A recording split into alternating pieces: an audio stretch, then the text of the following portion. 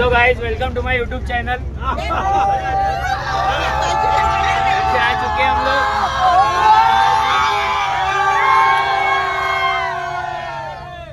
तो जैसा कि आप सभी जानते हैं, हम जा रहे हैं पेंच के अंदर।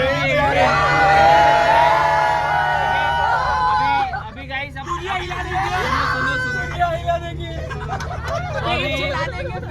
अभी आ चुके हैं हम लोग पेंच के अंदर। तो अभी हमारे सामने शेर आने वाला है, हमें पढ़ने चल जाए। ठीक है, शेर बोले तो टाइगर, टाइगर ठीक है। टाइगर बोले तो अपना क्या बोलते तो उसको जो जिसके आंख पे काले काले धब्बे रहते हैं, काले या पीले कमेंट करके जरूर रुकिए, पीछे हो जाइए, पीछे हो जाइए, पीछे हो जाइए। पता है हमारे सब्सक्राइबर होते हैं पर आंखों में चिपकी है। हमको 2 डुक्कल दिख चुके हैं। रुको रुको भाई।